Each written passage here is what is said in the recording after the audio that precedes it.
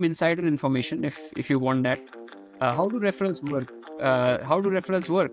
Let's talk about it. Big companies, especially Tesla, Amazon, right? I have one like unusual advice that I generally give people Yeah. related to how to network is like when you are in your first year of first semester, second semester, like any year of your basically your degree, go Yeah. to parties. Because I think Yeah. That's that's true. the That's best that's that's the best way to do networking. Namaste and welcome to Deep Diving with Samyak Jain. In this podcast, we will simplify supply chain management and bring you inspiring stories and practical advice straight from the people currently working in this field. Today, we have a special guest joining us, Anish Ray, a procurement professional with a wealth of experience from multiple Fortune 500 companies like Tesla, Wayfair, and he is currently working at Vanguard Renewables as procurement associate. In this episode, he will be sharing his career journey, his insights on the latest trends in supply chain, and tips that will be invaluable for students and young professionals looking to build a career in this field. So grab a chai, get comfortable, and join us as we deep dive into engaging conversation on Deep Diving with Samyak Jain. First of all, I would like to thank you for taking your time out to share your experience and welcome you to this podcast. Thank you so much for inviting me, and I really look forward to sharing my experiences, sharing my insight, and thank you for doing this, Samyak. I think we talked about this, but this is a great service that you are doing, giving back to our community. So yeah, thank you Yeah. so much for But doing yeah, this. thank you so much for also taking your time out. So I will start with a basic question that people want to know about you. So can you share a bit about your journey from Ramaya Institute of Technology to your current role at Vanguard Renewables, like how you went through all of those? So my undergraduate engineering experience was at Ramaya Institute of Technology, as you said. It's a university in Bengaluru in the Indian state of Karnataka. My family was living in Delhi NCR at that time. My major was industrial engineering. Okay. After graduating, I joined as an analyst in Accenture, Oh, working nice. in Navi Mumbai in Maharashtra. Thank you.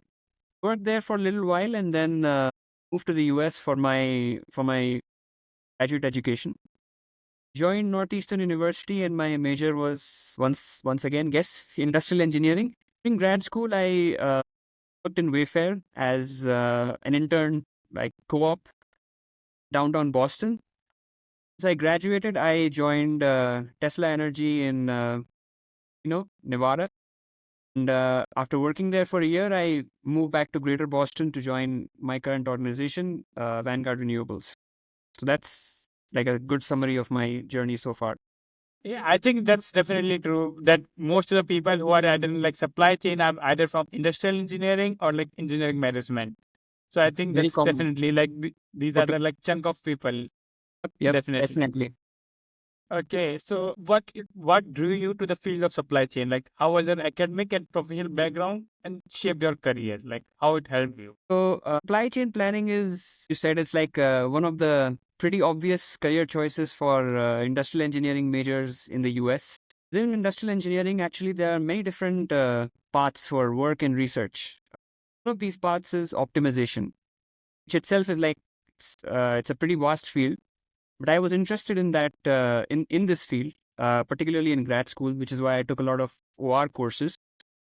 Correct. There is an element of optimization and process improvement in supply chain planning, which is what I guess drew me to this career in the first place. Even though I don't do much of the heavy technical work that's involved in operations research and optimization in my current role, and in my previous supply chain planning roles as well, but still that aspect is still there. It's like supply chain planning to me, like before I got into this field, seemed more strategic, more interesting than I what I used to do back in India as well. I was an analyst in Accenture, and my role was more related to like functional and automation software testing, which was a much more mechanical Yeah, job, I would say. So, correct. so yeah, that's what drew me to this career path. So, like as you mentioned, you were an Accenture in totally different background, which are like software testing. So, my next question is just related to that: is like transitioning from software testing background at Accenture to supply chain. Like, what was some of the biggest challenge, and how did you overcome them? So, my biggest challenge during the transition was my lack of experience. This obviously was a challenge when I was looking for internships or co-ops during grad school, and I was looking for full-time jobs as well after graduation. And it was also a challenge when I started working in a supply chain role. So what I was doing before coming to the US, the expectations in my previous role, most Yeah. importantly, the way of thinking Correct. was very different from what is required in a supply chain planning job. Any kind of supply chain planning job, in my opinion. So essentially, like the offers that I was able to secure through, whatever work that I did, analytical skills that I had, and also the experience that I had through my time in the US, which I acquired, helped me overcome this problem to some extent. Thanks for sharing. Yeah, definitely. Like transitioning from, I think, one field to another is always a tough task because, like, when people ask for experience, you have some experience, but it's not relevant. So how it Yep, matters, but definitely, like, definitely. I just want to have a quick question on that. So you had a couple of years of experience in Accenture, right? Mm. But in a different background. Yep.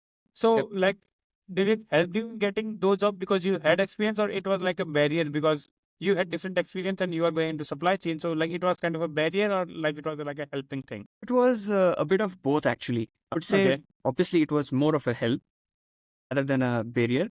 But in some cases, it was a barrier as well. So, like, having experience is always better than having nothing at all. Just correct. coming to the US as a fresher. And I'd say this a couple of times in the podcast as well. And, everyone is aware of Eh, this. There are a lot of people in the job market these days, here in the correct. US as well. So experience is becoming, especially like particularly in supply chain planning roles, experience has become like pretty important. So yes, if you have some experience, some professional experience in like a good, global multinational organization, even if it's in a different country, it does help, especially if you're trying to get internships because they're hiring interns. They don't want to take someone who's just like, there's always a slight difference between a student and a professional, right? And companies would always prefer to go for the latter. So if someone has some kind of professional experience, then companies would be inclined to go in that direction. But obviously, given the fact that there's so many people in the market, getting an experience in supply chain always helps more. Because I have had Correct. instances in which I was searching for full-time roles as well. If things didn't work out, the feedback that I got was that you do have experience, but you don't have experience, like the kind of experience you're working for. So again, like a lot of people, it's a very employer-driven market. So Yeah. yeah, like the more specific experience you can have, the better it would be, I would say. Yeah. But if you see, like, if you see on a brighter side, like, at least if you have from different area, also it helps a bit so that they know you have worked on a corporate setting and you know how to work as a team. Oh, definitely, I believe so. Because, yeah, because like in previous roles you might have done like collaboration, team lead. Definitely. So Those soft skills, like again, like if yeah, you have been a professional, obviously like it'll help you. That's yeah, for sure. So that's yeah. true. So so my next question is something again related to this is like, what advice would you give to students who are trying to switch fields into supply chain or like procurement from other background like electrical or CS or something like that? So most important advice that I would give to people is get experience. Please get experience. And because like when the current job market, experience is becoming a requirement, even for entry level roles.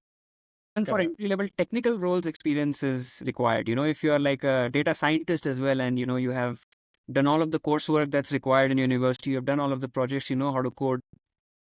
There'll be like a few others who know the stuff, but they also have experience like a year or two or maybe 3 years. They would be preferred, right? Regardless of what Correct. their age is. So experience is becoming more and more important. And what I have seen, like through what I have seen, my experience in like supply chain management, and the experience itself is, in my personal opinion, more important than the education that you get. Because as I mentioned before as well, there's a way of thinking, Yeah. supply chain planning, and there's a way of thinking which you acquire only once you get experience. So my personal advice would be get experience. Now, it's a circular thing like that brings us back to the question: if I don't have experience, what do I do? So Correct. in that case, what you do is you be flexible. Like you try very hard, very good GPA, and in your college, two projects in like logistics or inventory planning. Project is very technical. That helps a lot because I mean at least, what this tells, even though you don't have experience, what this tells employers that you are smart. You have like, tools, data analysis and all of that. Do a lot of projects, try hard to get a good GPA that you can stand out if you don't have experience. And after going through all of that effort, whatever you get, just take it. Try to do Correct. an internship during grad school, because that'll, exactly, Basically. you'll at least have some experience, which you would be able to talk about when you, apply for future full-time Yeah. jobs or other full-time jobs in other companies. You need talking points. And yeah, you need experience. So that's my most Yeah. important advice. Please get experience. Yeah. Just So talk. as you say, like experience definitely is the key if we are switching into any new role. But as you said, like no tools or like some projects or certification. So my next question is related to that. Is that for students who are looking to break into those roles, like what tools, certifications, or projects would you recommend? So I'm sure like there are a lot of certifications out there. They're offered by Coursera and other universities independently as well, which can be good if you want to develop your knowledge in supply chain management and go on a little deeper into what it is and Yeah. what the different aspects of supply chain planning are. I'd also complete the requirements for a graduate certificate in supply chain management during grad school. Thank you. I'm not sure if these certifications by themselves can persuade employers to hire candidates, since supply chain planning, as I mentioned, is very experience driven. Yeah. Most things, in my opinion, like that are important to the job are learned on the job, as I mentioned before. I have heard that what I've heard from, some industry professionals as well, some of my colleagues, friends as well. APIC certifications, they are industry Yeah. recognized. These Yeah. certifications are provided by the ASCM, the Association of Supply Chain Management, which is a non-profit professional organization. I have seen people on LinkedIn, they have like CPIM written after their names. So this, Yeah, like yep, CSCP, CPIM, EPIC certified. So I think these are like couple of certifications which we see in like I think many roles right now. Like if yep, you go in and like I believe L2 or L3, like a medium level entry level, not an entry, but like L2 or L3 level roles, people ask for like EPICs or CSCP and CPIM certification, I believe. yep. Now. So these are certifications that are provided. Yeah. One, that the CPIM that I mentioned is for inventory management. So if you get a CPIM certificate, you'll be an expert in managing inventory and stocks in any company. Yeah. Then there's obviously, what you mentioned for logistics, transportation, Yeah. supply chain transformation, all those things. And yes, these are the certificates that are actually industry recognized. So Sure. that's why people like to flaunt them on LinkedIn. So yeah. Yeah. Now, definitely, I believe there's something because the thing is that these certifications are also very expensive, right? The CSCPC, they're very expensive. And for students who are just trying to graduate, it becomes like with the course fees they have, it becomes very expensive for them to manage Yep. those. Yep. So, like what I've seen some places that, okay, I believe these are the courses that you should do when you join your first company. And I think most of the company have those allowances for you to pursue those courses. So Mm. that's how I recommend like make sure you do those courses when you join the company so that when you try to switch, you have those certifications with you. But in the meantime, if you are a fresher and if you are just graduating from your supply chain degree, I will like what I think is that people there are some guided projects right now on Coursera which are for Yep. free. Yep. So if you don't know anything on your own, you can like I believe like you can do those guided projects also. So you Mhm. don't need like you don't need to worry about data set or you don't need to worry about how to do it because they will guide you step by step to get through that project. So Yep. definitely, Yep. yeah. That is true. Yep. So that means like my other question would be like what tools you think people should know if they want to get into supply chain, like tools or language they should know if they want to get into supply chain. If you're doing a supply chain planning role, please try to get experience with some sort of ERP software. Could Correct. be SAP, it could be, NetSuite, could be, Yeah. Rapid NetSuite is owned by response. Oracle, Yeah. Kinaxis as well, if possible. Yeah. That's also one that's being used. So the key idea here is that supply chain planning role, and again, I might talk about this, Yeah. on a different answer, but it's less about, all of the technical skills that you have. Obviously, those can be like very, can really persuade employees that, yeah, he has technical skills. He can do a lot of data analysis. Correct. But it's the fundamentals at the end of the day. That's what I have seen in my Correct. experience. Uh, Knowing an ERP tool, knowing how it functions is one of the fundamentals. So if you have experience with any ERP tool, if you know how an MRP table looks like, you know what are the different things there. Yeah. If you have worked on those things, if you know what purchase orders are, how you use the tools to place purchase orders. I mean, the key idea is you use the tool, you understand how it works. So it's pretty simple to figure out any other tool in any other organization. So key idea is get experience in some sort of ERP system so that you can be like, yeah, I know how these things work. So that's one tool I would say. Yeah, I think that's definitely something which is like, for example, like SAP, but like SAP is something which you can only learn when you are in an organization who Exactly. is using SAP. So it becomes very hard for you to learn before joining a company that you know SAP or It something. brings you back to the circular thing, right? So Yeah, that's what brings I'm you back talking to the about. circular thing. That's So definitely true. yeah, So like what I like it was so what I like tell people again when they face into those kind of things is that there are courses again.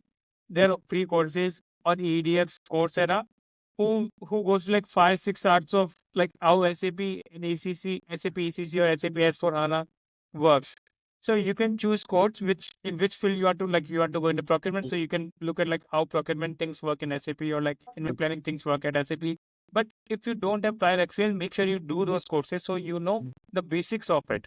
yep, So yep. when you go in, so at least like if you know the basics of it, if you know how things look like, how you go through it, at least you can put those on skills, or like you can try doing if there are some guided projects or something like that's available online that people can help you do or something like which can help you bring those into your skill section, which can help you get through those interview rounds. I Yep. believe. Yep. That is true. That is correct. Like even if, as you said, like it is something that you acquire on the job. But yes, there Yeah. are courses out there which can at least tell you like what it looks like, you know, how things Yep. work, what are the process flows are. So yeah, definitely. That's a good point. That's one way to learn it before, yeah, you graduate. So my other question is around like what visualization tools you think people in supply chain should know basically so that it can help them in like career like is it like Power BI, Tableau or like Looker or like what tools do you think are most useful? And like back to the fundamentals thing, I have seen people, senior people, in Tesla specifically as well, managers, senior managers, even director level folks. Only thing that they literally know is Excel. That's it. Yeah. That's all they know. But they are very good at it. They'll be like, yeah, they'll be very quick. They know all the shortcuts. They know all of the formulas. They probably don't know macros. They don't know Visual Basic programming, but they know all of the formulas, and they have experience in creating, like an MRP tool in Excel. They can, create all kinds of charts and visuals and everything. So the key idea is you get very, very familiar with Excel. It becomes second nature.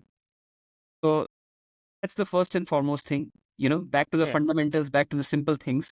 In most companies, I would say, and companies have tools, have ERP tools which have their own data visualization capabilities. But Yeah. it boils down to Excel skills at the end of the day. I Yeah. know people who are like very seasoned supply chain professionals, and all they know is Excel. They're very good at Yeah. Excel. Yeah. And, but again, to answer your question, there are really good tools out there. There's Tableau, there's Power BI. I know Power BI is used in a lot of places because many companies have Microsoft suites.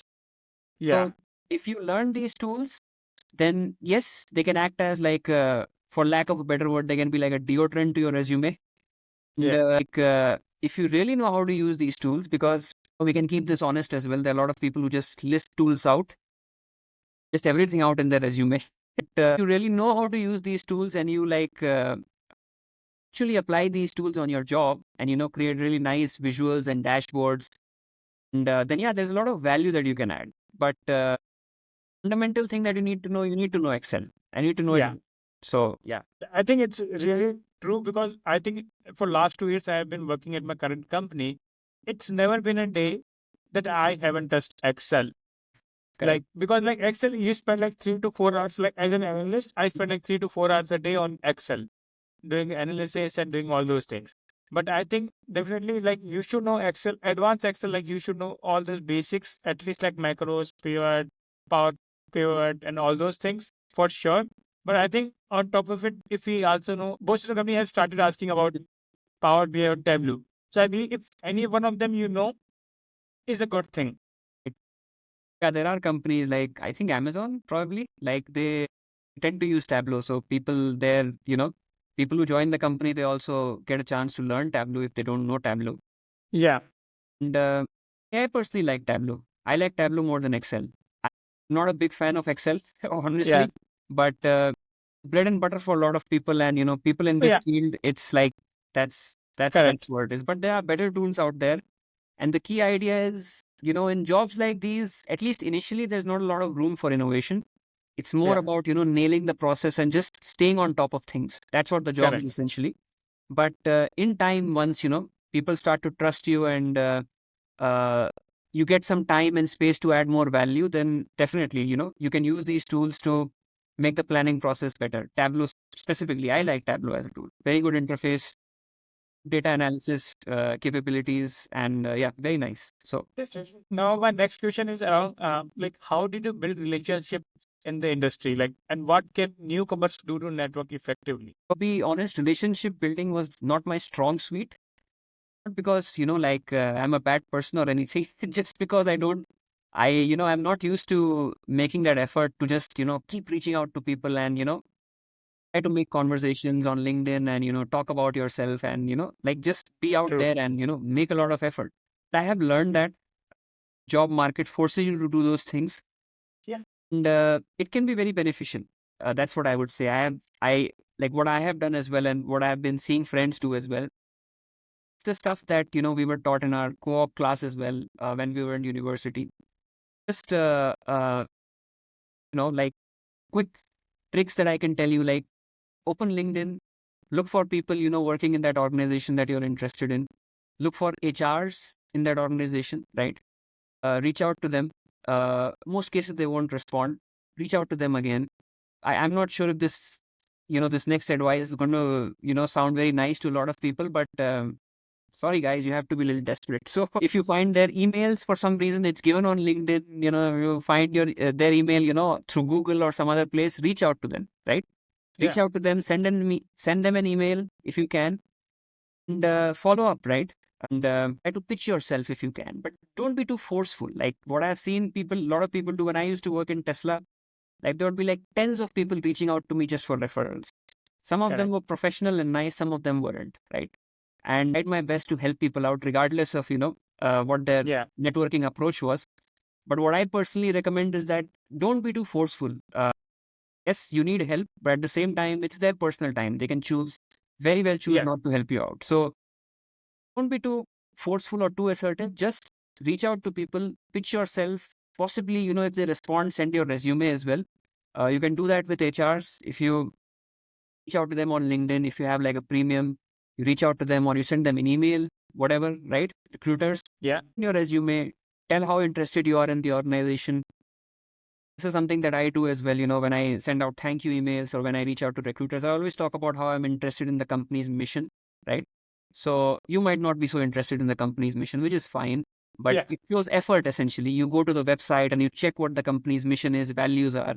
So, you do that, you send it to them. And HRs, like by nature, they are very very image conscious people, right? Correct. So someone who talks about like mission and values, like I have done this work and this is why I am interested in, the Yeah. work that this organization is doing and I'm very passionate and this and that. On some level, it appeals to the HR as well. Yes, it shows effort and Correct. it also like appeals to them because they are also working for that organization and they're, you know, because they are HRs, they hire people that are very connected with the organization, like organization's value system.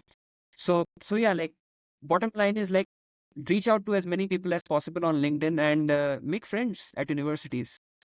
Lot of I'm from India, you're from India as well. Yeah. Like we tend to live with people, right? We have a lot of Yeah. friends. So most critical situations during your job search time, some of your closest friends are the ones who are going to be really helpful to you. So uh, stay in touch with people, maintain good relationships, be helpful as well, because when you are helpful, people are going to help you out. So that's extremely important. So, reach out to your friends as well for referrals. It's just like, network as much as possible, build relationships, and yeah, that's And I think it's definitely true because I believe like when you reach out for referrals or for connection, Like if you send like 10 connections or 10 messages to people, if one or two is up, like basically getting back to you, then it's a very good rate, I believe.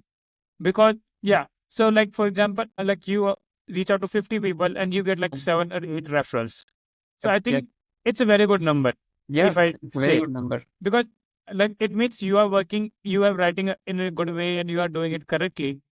And make sure, like always, I believe is that when you reach out to people, always make sure you, like for example for referral, always make sure you send them the job ID on that first Yes. message you send them, or like send your resume also on the first one, so that you don't have to go back and forth to get that thing done.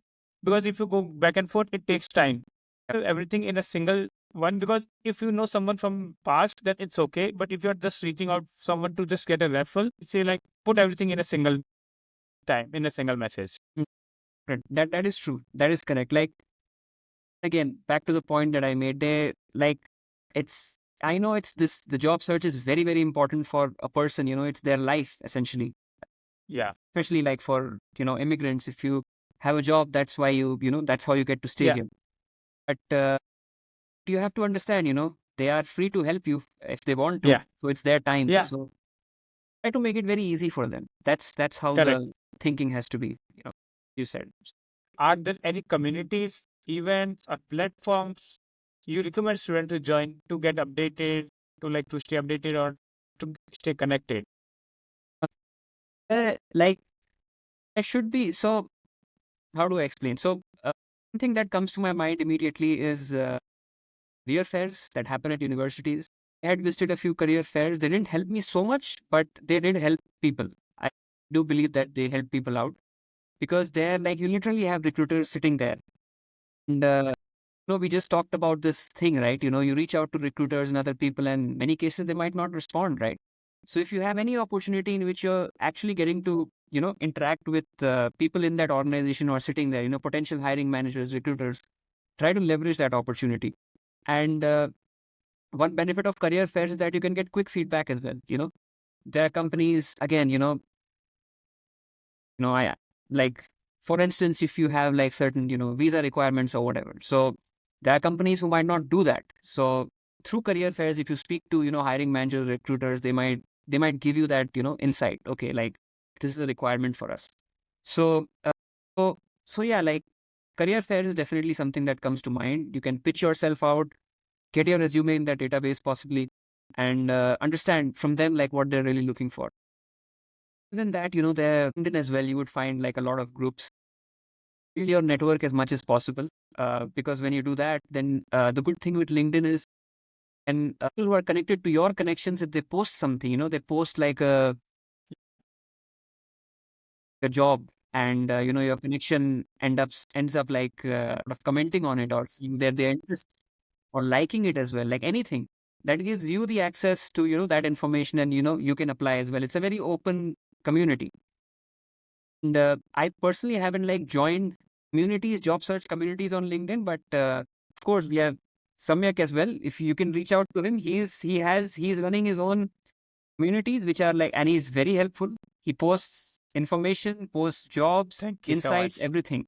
So he's your guy as well for something like Thank you that. so much for So yeah. endorsing. But yeah, definitely, I have one like unusual advice that I generally give people related to how to network is like when you are in your first year of first semester, second semester, like any year of your basically your degree, go to parties, because I think that's the best way to do networking. Yeah, Because that's true. you, like once you meet them, I think you always meet people in many multiple parties. So when you keep meeting them again and again, and you get those connections, you get those LinkedIn, you get their numbers. Excuse. So it helps them basically. Excellent advice. That is excellent advice. And good. That is very good advice. So Yeah. as we talked about before, we Yeah. lot of people, especially people like us, we have a lot of friends. So they Yeah. help. Yeah. They So I help out. think a best way to make friends is in parties, because Yeah. they will be able to help you very fast. Yes. It That is takes true. less effort than reaching out on LinkedIn, because Yep. you're partying and enjoying them, meeting them, not like you're forced to reach out to people. So That's how I'd say. That's excellent advice. So my next question is around your publication. So I saw in LinkedIn that you have several publications you did. Mhm. So like as a professional who has contributed to publications and research, how can students use those academic research to strengthen their supply chain resumes? So it's again brings me back to my point of how you can stand out. If you have experience, great. If you don't have experience, then some of the things that you have done as a student can really help out in getting a job. So certifications, like what I believe certifications do is they show the depth that you have like in a certain subject area, and they also show interest, right? So for instance, you have a certification, like you have like a publication in like some topic related to operations research, network analysis. So if an employer is basically looking at your resume, you have experience, great. If you don't, he looks at your resume and he sees that, okay, like this person has done a project in which he solved like a vehicle routing problem. Vehicle routing problem is essentially like, it seems like a very simple problem, but mathematically it can get pretty complicated. So it's a truck that has a lot of stuff. It's supposed to be delivered to, X number of places. There are different distances or costs involved. There's some metric, it's either a cost or a distance or fuel cost, whatever. You're trying to minimize that, right? So what is the best route that you can get? So if you solve that, using like a heuristic or something, so probably what you did is a little advanced, might be a little advanced for the job itself, but it shows that you understand what logistics is like, you understand what the requirements are, right? So I think like certifications, publications, what they, as I said, they indicate research, they indicate that the person is interested in the subject. They're a serious student. And this brings us back to the soft skills part as well. How are you as a person, as a professional, as a student? Do you take your work seriously? Do you believe that, when you're like in a setting, whether it's education, whether it's a job, you want to contribute, you want to learn something, you want to get a difference. So yeah, so tells about you as a person, as a professional. And at the end of the day, job selections are about, holistically who you are as a person. It's very subjective. You can have like there's so many resumes out there these days. And many of these resumes are just clones, right? It's the same set of skills, the same set of, degrees, this and that. GPAs can also be pretty high. You can have so many people, getting 3.8 GPAs and so on and so forth. So resumes end up being clones. Employers tend to understand who you are as a person when they interview you. And when you talk about these things in the right way, then it can really help you stand out. So yeah. So a continuation of this question is that like, so you wrote a research paper. So like how you get into like how you got your data or like how you worked on like what was your whole process to getting that thing done? So actual publications were during my undergrad back in India. So like I did do research. I didn't do a thesis here at Northeastern, but I had like one of the requirements for one of my courses in grad school, business school actually, my final semester was like actually doing like creating like a research paper. So the process was, I mean, like people who are doing like a thesis, they can explain you this process in like much greater detail. But the step one is obviously like building a relationship with your professor, your mentor, because they are the ones who will give you the research topic, right? And once you are okay with the research topic and they are okay with the research topic, then you proceed with that. Most cases, your mentor is going to tell you like where you can get the data from. There are many sources online. Depends on what data you're looking for. For instance, like there's a project that I had done. It was a meta heuristics project, grad school. I was trying to solve like as I said, like a vehicle routing problem. So there was this, there are many different locations in like specific state in Germany. I don't remember, Bavaria, I think. But yeah, just not pretty sure. So the coordinates of those different states and, the distances between those states, that's just something you can get on the web, right? So, and this sort of brings us back to one of the points you had mentioned as well. You can do projects online, like you can find data, you can do projects in your own time, which helps you a lot. So the data gathering process is also something that your mentor can advise, or he can tell you like where you can get that data from.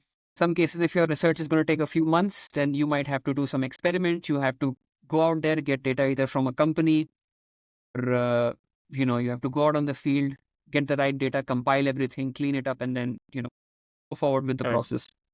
Then after that, it's just your analysis. There's a lot of structure that is required for research papers. And depending on what the publishing organization is, it's different. There's Informs, there's, so many different organizations out there. Like there's research is there, obviously, whatever you have done, your data is there. What are the results that you have acquired? What are the tools that you have used to get those results, right? It needs to be something that's new or novel. That's important. That is how it's going to get, published. It can be something small as well, but it has to be like, okay, so we can solve a vehicle routing problem using this new heuristic that I have figured out, with whatever, like I and, my team, Correct. professors, whatever. So that's the whole process. And then structuring out, creating that research paper, and then there's a lot of auditing that happens. The professor is going to, check it, and this doesn't work and that doesn't work, and it's a long drawn process. And once it's Correct. fine, and then the professor can send it out to get published, and professors' network really matters. So That's true. Yeah. so depends. That's why it's like research is very, very really depends on your mentor. It's they are your they are everything. So the Correct. network matters, and knowledge matters, and relationship with you matters. So yeah, that's the whole process, I would say. Very general. Yeah. Yeah. Well, thanks for sharing. Yeah, I think it will definitely help like people who are new to this industry or like who are switching, so that if they can do a couple of those things, it can help them also build network, get them some those key points to put there in resume. So thanks for sharing. So now I have some like couple of rapid fire questions for you. So my first is like, what tool every supply chain professional should know? Do I have to just give one answer?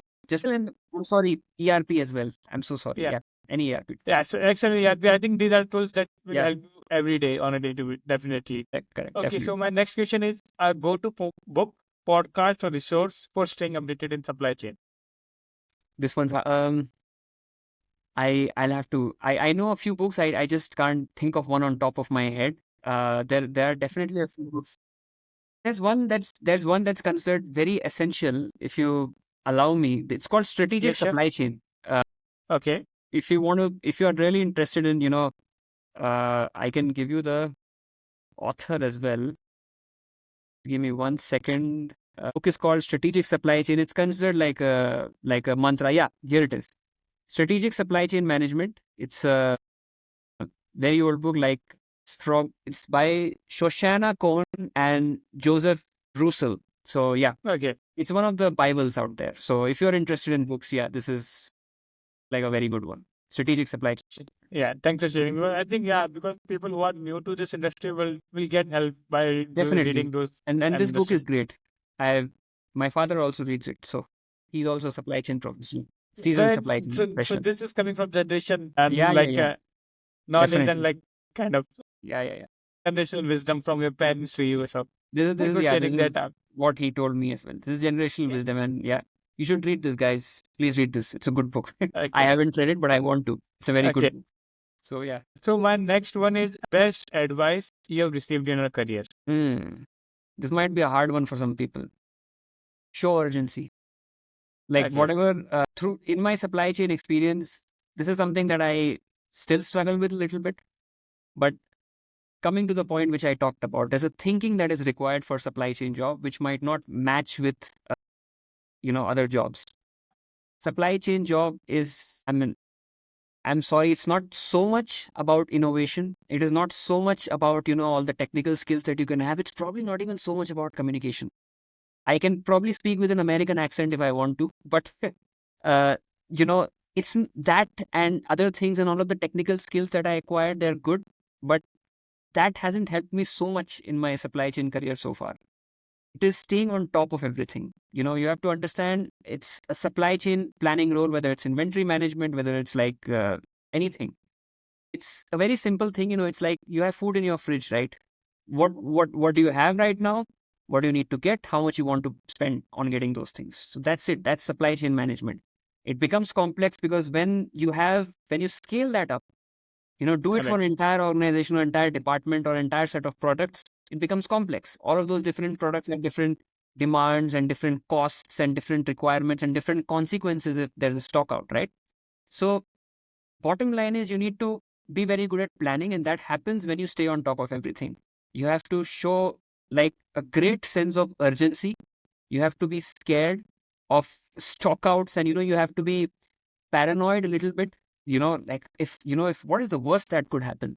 Okay, like I'm getting deliveries, but if those deliveries don't happen, if there's like a supply chain disruption, if there's like tariffs that happen, worst thing that you can think of, which could lead to a stock out, and how do you prepare for Correct. that? So the more you are, I would say, you have that sense of urgency inside you, the more paranoid you are, right? Unfortunately, the better you are at a supply chain role, inventory Understood. management, procurement, anything of that Yeah. sort. And if that's not something that comes to you naturally, develop it.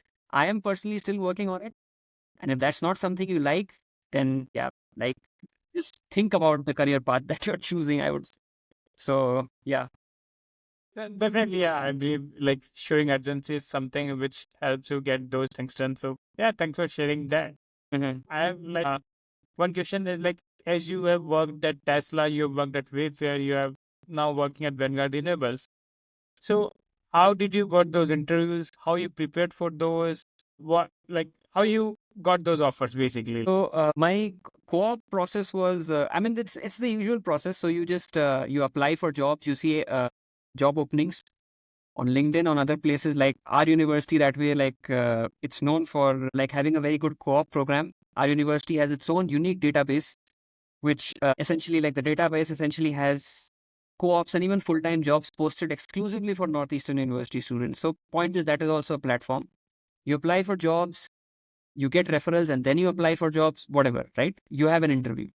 You got selected, you have an interview. The first thing that I do to prepare is, most interviews for supply chain are behavioral, right? There might be some extra data analysis skills that are required here and there. You might have to know how to do SQL. You might have to know how to do Tableau. But what I've seen in my experience is there are very, very few cases in which the interviewer is actually going to be like, Write a here's like code. an SQL problem, write the code. That is in most cases unlikely in my experience. So supply chain jobs are very behavioral, right? Correct. It's all about the same, like it's two things essentially. Three things actually. One is broadly who you are as a person. Second is what you know Okay. about the company and what they know about the company. Why do you want this job and stuff like that, or the organization itself. The third aspect is like behavioral questions, situations essentially. Things you would have heard before, right? Tell me about time you did Correct. this. Tell me about time you did that. Tell me about time you solved this great problem and created a lot of benefit for people, right? So like very honest people, the problem that they have is they think this seems like such a big thing. I haven't done something that big in my career. Yeah. And as we talked about, many cases Correct. people don't have professional experience. But you have to make that effort to think hard and try to think about the situation or come up with a situation in which you can you know sort of Yeah. which you can use to answer that question. And just remember, like, they if the question is, tell me about a time you stepped into a leadership role, you'll be Correct. like, I have never been a leader in my life. I'm a recent graduate. So what kind of question is that? But think about all the soft skills that are required for leadership, taking initiative, taking control of things, right? Telling other people to do what they need to do because you have things under control and you have all of the information that is needed, right? And that could be Yeah. for a number of reasons. Maybe there was like, for instance, there was a part, inventory management, for instance. There's a certain part which is new and, no one has any idea how to Correct. source this part, right? So you take the initiative and you show that, okay, this is how I sourced this part. This is how I figured out who the suppliers were. This is how I created like the forecast, right? And then I instructed the purchasing team. I instructed the suppliers, and then you could have like a fulfillment logistics team as well to how to plan things out when we are supposed to get everything and what stocks we're supposed to have. So think about that. So it's a difficult process for me. The hardest part of preparing for an interview is preparing all of those situational questions, and I get it. It's going to be extremely annoying for some people, most annoying for people who are extremely honest, because there's only so much that like normal people accomplish in their lives, and we're all normal people at the end of the day. So it's difficult, but you have to come up with the answers. You have to spend time during the weekends every week, come up with those answers, prepare those answers in advance, write them down somewhere, and try to remember them before interviews, because that's how you'll speak quickly. and uh, Correct. and try to follow the star format. It doesn't have to be very like You don't have to follow it like a robot, but just remember, like, talk about the situation quickly, as quickly as possible, highlight the key points, and then there's a task, what you did, which is what Yeah. everyone is going to be interested in hearing. No, sorry, the task is, what was required to be done, which Correct. just simplifies the whole, process. Like, what was required in this situation? Yeah, this was the situation, but what was the goal? What was the, what is it that you were trying to accomplish? And then action, which is the most important thing, what you did in that situation, how you handled it, and then the result, this is the result that I got. Quantify it if you can, right? So, so that's how it is. That's the preparation process for me, mostly. Is there anything like how did you? So you talked about like how you prepared for the interview. So like, is there anything different you did to get those interviews, or it was just application through LinkedIn or through job portal? Like, did you So, reach out to people or like referrals or something, or like it was just blank application? Like, so yeah, for my application. first 2 jobs in the US, it was just cold applications. Okay. I had, obviously, I used to reach out for referrals every now and then, but it was like for my first 2 jobs, it was just cold applications. I got interview calls. So, I mean, it depends on person to person. Sometimes you get calls for cold applications as well. I hope I'm using the right word, cold applications. But yeah, whatever, like without referrals, like, sorry about that. Without referrals, just apply, right? So, but yeah, like for my first 2 jobs, that was what I did. For my third job, yeah, I did get a referral. But yeah, it depends, Correct. situation to situation, person to person, whatever works out for you. But I would encourage people to reach out for referrals. So it's like it's not always that you need referrals or to get into big companies. You can sometimes also get through cold applications, but it's Of course, better yeah. if you get those referrals or something because it's like extra effort to get things that you want. Yeah, it's and just some insider information if you want that. Yeah, How do referrals definitely. work? How do referrals work? Let's talk about it. Big Yeah, companies, especially Tesla, Amazon, right? In smaller referrals work best in smaller companies, right? Because the organization is smaller, it's more compact, correct. and there's higher chances of the resume actually reaching the hiring manager. And that number is reducing every day. Even smaller companies, it's getting harder and harder for referrals to, for the resumes to actually reach the hiring manager. But that's how it works generally, or in many cases Yeah, for smaller companies. For bigger companies, there are many different stages that your application has to go through before it actually reaches the hiring manager.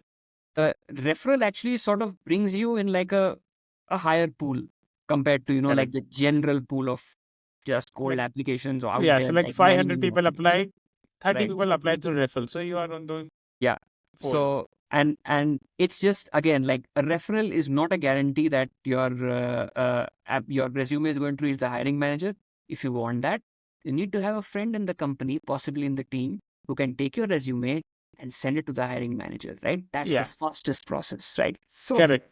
please try to do that if you can. But if Yeah, not, yes, of course, you can go for referrals as well. It's at least like one less step. So yeah, yeah, definitely. definitely. Yeah, thanks for So bringing yeah, that up. It's very good to know like how those things work in companies. So thanks for sharing. So I have like a couple of last questions. So if you know, there's one thing you'd like our listeners to remember from this conversation, what would it be? on that, obviously, a couple of things that I can share, but Yeah, I'll talk about something that I haven't talked about. What yeah, is this podcast about at the end of the day? It's about Samyak, and again, me trying to help people out, help everyone out. yeah, And the message that I want to put out there to everyone is, please be helpful, right? If people reach out to you for referrals, if people reach out to you for information, for support, please don't ignore them. I know you have a very busy schedule. I know you are working professionals. I know you have very vibrant personal lives as well. But then the person who is reaching out to you, it's about their life, right? yeah, It's about their survival. So please, please try to make the extra effort to help correct. people out who need help. Please. Yeah, definitely.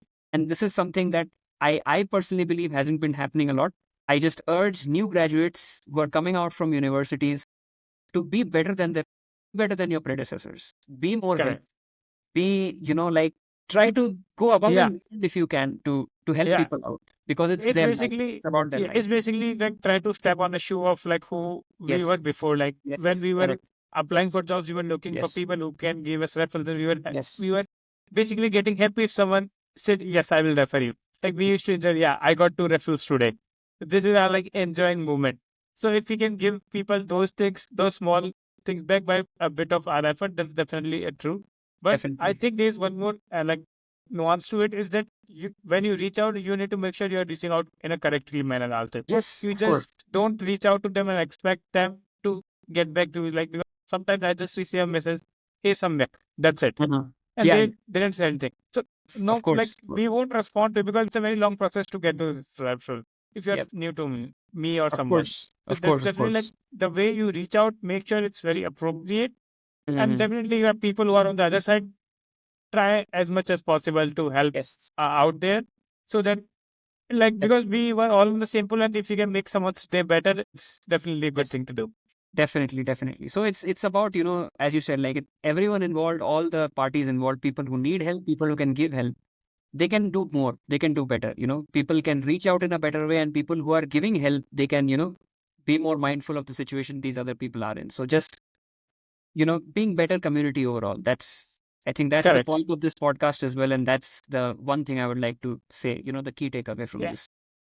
So just one last thing for our viewers, like where can people reach out to you if they have questions and want to learn more about you, your journey, and how to get successful in supply chain? How they can reach out to you? So you can reach out to me on LinkedIn. Okay. I'm generally pretty active on LinkedIn. Uh, uh, my name is Anish Ray, Anish space Ray. You'll see like a guy wearing glasses, and he'll be wearing a red sweater. So that's me. I will So, try to. I will just put your link also in yeah, the description below, and so that people can go and click and find you. But thanks for giving it the profile picture description. It really helps a lot to find who is the guy. Thank you so much for joining in and sharing all those experiences with us and with all the people out there. I hope it's going to help many people who are on the verge of getting new jobs or who are thinking of applying to new jobs. So thank you so much for joining in today. thank you so much for doing this, Samyak. I want to say it again. I said it before as well. You're doing a great job with this. Please continue helping people. Thank you. Bye bye. Thank you.